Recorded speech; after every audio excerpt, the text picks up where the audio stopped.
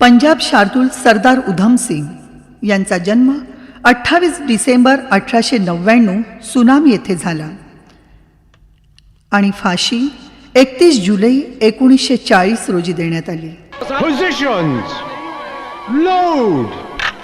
April 1919. Fire. सारा देश सुन्न झाला. सभेसाठी जमलेल्या निरपराध नागरिकांवर ब्रिटिश सैनिकांनी मशीन गनमधून गोळ्या करून शेकडो बळी घेतले होते. हजारो जखमी केले होते.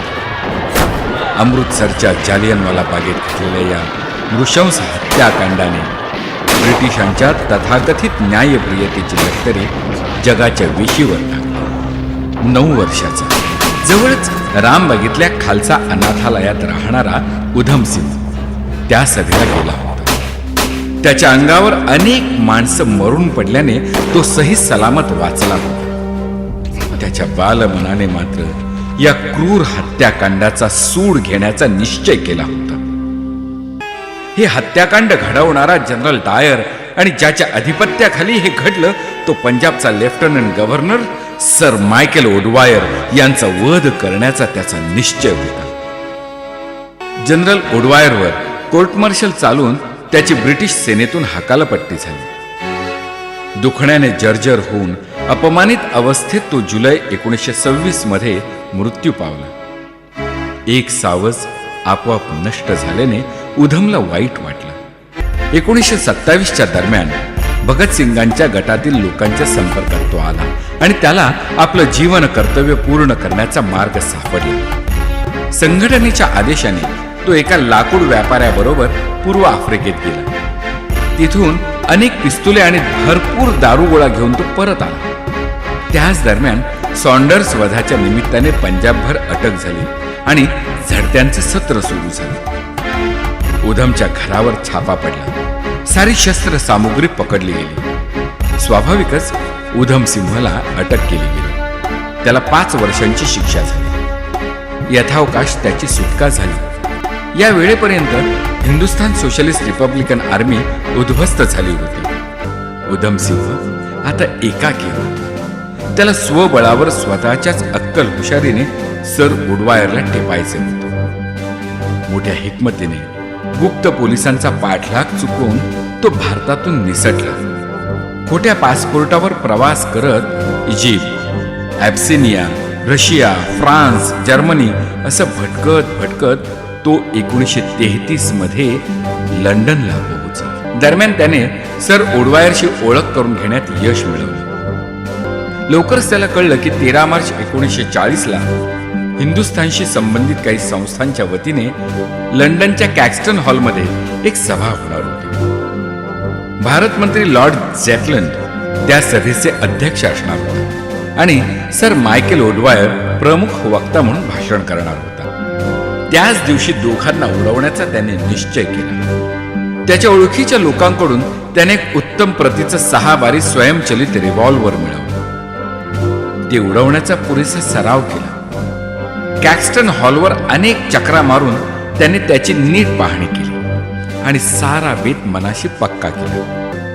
13 मार्चला त्याने इंग्रज सभ्य गृहस्थाचा ऐटबाज आणि भपकेदार पोशाख केला. खिशात ते 6 बारी रिव्हॉल्वर आणि काही सुटी काडतुसे टाकले. एक तीक्ष्ण शिकारी सुरा कमरेला पोशाखाच्या आत दडवून खोचला. सभा सुरू झाली. हॉल खचाखच भरला होता. मोकळ्या मार्गिकेमधून वाट काढत तो संथपणे 5व्या रांगेजवळ पोहोचला. तिथून त्याला त्याचं सावज स्पष्ट दिसत होतं. भारत मंत्री लॉर्ड झॅटलंड अध्यक्षाच्या खुर्चीवर मंचावर बसला होता. सर मायकेल ओडवायर खाली प्रेक्षकात 1ल्या रांगेत बसला होता. 5व्या रांगेजवळ भिंतीला टेकून तो एकाग्रतेने भाषण ऐकण्याचा देखावा करत उभा राहिला. मात्र त्याचं संपूर्ण लक्ष सर ओडवायरवर केंद्रित झालं होतं. सर ओडवायर भाषण देण्यासाठी मंचावर जाण्यासाठी उभा राहताच उधम सिंहने विद्युत वेगाने खिशातून पिस्तूल बाहेर काढलं आणि चित्त्याच्या चपळाईने तो पुढे झेपावला. केवळ 8 फुटावरून त्याने ओडवायरच्या पाठीवर सटासट 6 गोळ्या झाडल्या.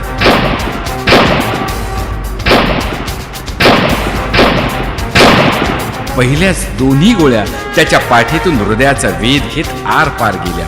तो जागीच कोसळला आणि गतप्राण झाला. 2 गोळ्यांनी लॉर्ड झेटलँडला घायल केलं. तो खाली कोसळला. बाकी 2 गोळ्या अन्य 2 गोऱ्यांना जखमी करून गेल्या. समाधानानं तो हॉलच्या मागच्या बाजूला जाण्यास झपाट्यानं निघाला, पण तिथं उपस्थित काही सैनिकांनी त्याला जमिनीवर पाडून ताब्यात घेतलं. लंडनच्या न्यायालयात त्याच्यावर खटला उभा राहिला. शिक्षा सुनावण्यापूर्वी काही सांगायचंय का असं न्यायाधीशांनी विचारताच त्याचे तडफदार भाषण त्याने दिले. ब्रिटिश साम्राज्याच्या टाचेखाली लोकांना उपाशी मरताना मी भारतात पाहिले आहे. जनरल डायरने अमृतसरच्या जालियनवाला बागेत केलेल्या अमानुष हत्याकांड मी स्वतः पाहिले आहे. त्यामुळेच मी ब्रिटिश साम्राज्यशाहीचा कट्टर वैरी बनलो आहे. याच ओडवायरच्या आधिपत्याखाली डायरने कत्तल केली. त्या कत्तलीचा सूड घेतला नसता तर हिंदुस्थानाच्या इभ्रतीला लागलेला कलंक तसाच राहिला असता. मी माझे कर्तव्य केले. मी मायभूमीसाठी बलिदान करीत आहे. अपेक्षेप्रमाणे उधमसिंहला फाशी सुनावण्यात आली. लंडनच्या पेटनविल तुरुंगात 31 जुलै 1940ला तो धीरोदात्तपणे वंदे मातरमचा उद्घोष करीत फासावर गेला.